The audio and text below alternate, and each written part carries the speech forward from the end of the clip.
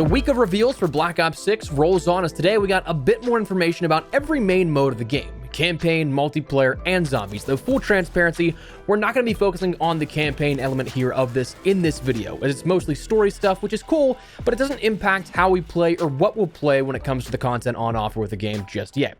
Today we're taking a look at the new reveals, content, and details for Black Ops 6 multiplayer and zombies. So drop your thoughts as we go along, drop a like if you enjoyed the video, and make sure to subscribe to stay up to date with all things Black Ops 6 ahead of the launch here and beyond. We've been saying it, I'm going to keep saying it, because why not? Chasing that goal, right? We're pushing towards 600,000 subscribers, so if you'd like to join the community and help us with that lofty goal of attempting to get there by launch, or at least closing that gap further, and perhaps you're a part of that 75% of viewers not subscribed, I'd love to have you in the community. But for now, let's get into it. So today's information and discussion comes from the newly released COD Pod, the official COD podcast hosted by Miles Ross, formerly of the CDL, and Stephanie Snowden, communications director for the entire COD franchise. In this episode, they sat down and chatted amongst each other and with Miles Leslie, associate creative director at Treyarch, to talk about a ton of things upcoming. Now, this chat was about an hour long, so if you don't have the time to watch the full thing, here's the high points of that discussion. On the content side for multiplayer, Nuketown's return has been officially confirmed. Now, that's not really a surprise at all, but it's nice to see the confirmation of this after the mention of the Warhead map for launch, that strike map that will be coming that's off in the distance of the Nuketown as a destroyed variation, though funnily enough in this COD pod, they went in semantic circles saying it wasn't destroyed, it just got hit during testings. So like, destroyed then's another accurate way to describe that when the buildings have holes in them and they're buried in a bunch of sand and debris.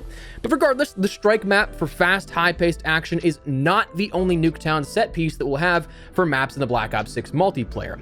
Now, they gave us a teaser clip that came along with this announcement here that if it's the actual map, not just the, hey, remember Nuketown type of thing, it looks interesting because that's the most to scale of the original that we've seen to date, if that's the case. Black Ops 2's was 2025 and semi-futuristic. Black Ops 3's was a simulation version of Nuketown. Black Ops 4 was the Soviet era and set Nuketown, while Cold War was a version that was close but almost like felt like a mixture of Mad Max survival punk vibes to the original. But this looks clean, that 50s to 60s level design that we saw from the original Black Ops. But as for the timing of this return, when you can expect to play on the real Nuketown, this is an interesting one because it drops a week from launch. November 1st, confirmed officially by Treyarch and Call of Duty, but also by the teaser that showcases and puts a date on that standard population player counter that we've seen on the Nuketown sign since the very beginning. Other notes to keep in mind, I'm very curious to see what the mannequin Easter egg will be like here with this version of Nuketown. I mean, Black Ops 1, you had Sympathy for the Devil by the Rolling Stones that would play if you shot off all the heads of all the mannequins. Black Ops 2, you could play classic Activision games on the Nuketown signs display board. Black Ops 3, the mannequins, there were actually two Easter eggs here at this one, where the first one, if you shot off all the heads, the mannequins would turn into zombies and try and kill you. But also, if you shot off the heads and the arms, there's a bonus Easter egg that it would turn these mannequins into the Weeping Angels, where they'd chase you when you're not looking, and then if you turn around and look at them, they'd freeze in place, which is pretty unsettling. Black Ops 4, the rocket silo in the middle of the map would open up and a rocket would launch with mannequins falling from the sky. And then Black Ops Cold War, the map would turn a sort of blue and green synthwave with a monochromatic filter that would be dependent on if you shot off the heads or the heads and the arms. So I'm expecting there to be another Easter egg of some kind, but curious to see what that will be. But that was Nuketown, but we also got information about additional post-launch support. Firstly, the topic of weekly event challenges was something that was brought up, where unfortunately it's not going to be a thing like Modern Warfare 3. It was detailed Black Ops 6 will have seasonal events and challenges for rewards, and that the studio team is working on something very, very cool for rewards and seasonal challenges, with more information to come soon. So I'd imagine that's probably like next week or the week leading up to the launch of the game, because we are more than likely going to continue seeing these reveals all throughout the next work weeks, at least, leading up to the game's launch. But this is where I think we don't have enough context just yet, because on one hand, it sounds like we just won't have those weekly challenge sets like we did in Modern Warfare 3 to earn aftermarket parts. And that makes sense, because aftermarket parts are not going to be a thing within Black Ops 6. So just kind of sort of missing out on those and the threshold for an overall seasonal reward. But on the other hand, it could easily be interpreted as, well, we won't have nearly as many weekly events like the XP and challenge-based events that we saw this year, which of course would be a bit disappointing. Now here's the thing, I said it before, I'll say it again, and we'll reiterate it in our Modern Warfare 3 review next week. I do not think that we're going to see that same level of post-launch support matching Modern Warfare 3's, but I'd love to be wrong. So in that case, I'm not getting my hopes up for those weekly XP and challenge events, even if this isn't something that directly refers to that.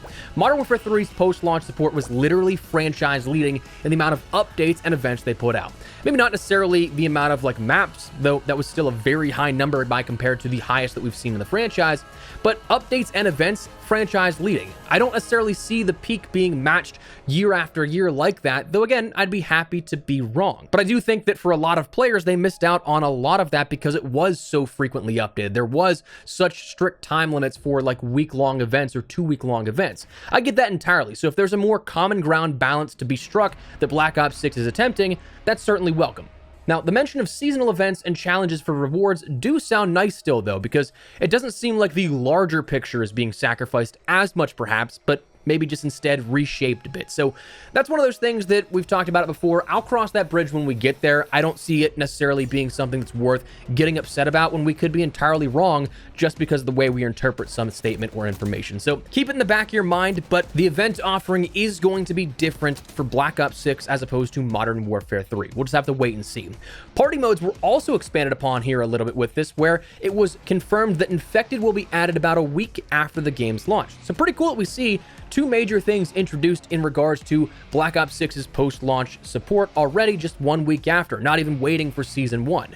So that's pretty nice as kind of bonus stuff, I'd say, because usually you see the game launch and you're like, okay, the next big thing is going to be at Season 1, which is not going to be too long after launch, but I mean, hey, having something in between to tide us over, I'm cool with that.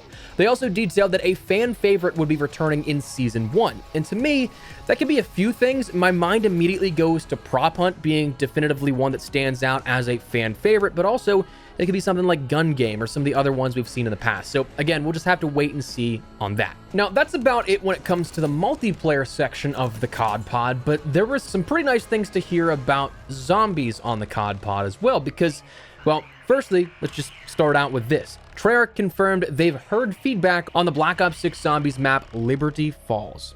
So that whole fiasco around COD Next, that this wasn't a zombies map, whatever the case, it is something that they did hear that feedback. They stated the map will have changes to the tone and look to feel more zombies-like with atmospheric changes. Further stated that Liberty Falls that everyone saw at COD Next was a work-in-progress build, that the zombies team had continued to iterate on Liberty Falls with a visual tone and look and feel being a bit more moodier than what people saw at COD Next. They also detailed and kind of reiterated that Liberty Falls is meant to be the smaller, more casual experience compared to Terminus. And that's kind of the vibe that we got from the very beginning. That's what I picked up on absolutely from what we saw at COD Next versus the gameplay that was revealed about Terminus a couple of weeks before that. That felt like the bigger, almost main map, and then the Liberty Falls map maybe just being something that's like a zombies camo grind type of map, where, yeah, it has the same basic premise, but it's your shipment of zombies. I don't know if that's an inaccurate take, but that's kind of where my mind went initially. They also stated there's going to be adjustments to the HUD where some of those elements are being fixed up and polished off. So those that didn't like the HUD that we saw in Liberty Falls and then probably would also transfer over to Terminus, that's going to be something that is also adjusted. So definitely cool with all of that was mentioned. And the final thing they detailed was just a reconfirmation that the first round-based zombies map DLC will arrive before Black Ops 6 ends the year. So we're gonna see it sometime before the end of 2024. My mind immediately jumps to a Season 1 Reloaded release of that, just because Season 1 is so heavily front-loaded with stuff as is that you have the integration, Warzone ranked, multiplayer ranked, new weapons, new maps, modes, all that kind of stuff, that launch day of Season 1 is basically launch 2.0 kind of. Not necessarily as grand a scale as the full global launch of Black Ops 6, but it's the closest thing that we'll have to replicating that for the entirety of the year. So when you have so much up front, well, the mid-season can kind of feel like it drags on. So if you have something like a new zombies map that is actually worthwhile and checking out, it'll give some weight to that update, and you're not just playing the waiting game until Season 2. So that is the information that we ended up getting out of the COD Pod as of today, and a recap of what you needed to know. So let's Let me know your thoughts down below. What do you guys think of the details we got here today out of this one? Happy that Nuketown is returning, officially speaking. Happy to see that we're going to see changes made to zombies. What's your thoughts on the potential redistribution on how events will work within multiplayer and zombies? Let me know your thoughts down below. But if you guys enjoyed the video, you found it at all insightful, do me a favor and drop a like on it. And if you are new to the channel, make sure you subscribe so you don't miss a single thing regarding all things Black Ops 6 as we gear up for the launch here. We have so much more up on deck you guys won't want to miss. So love to have you guys in the community for that. But for now, thanks so much for watching. My name's Espresso. I'll see you later. Take care and peace.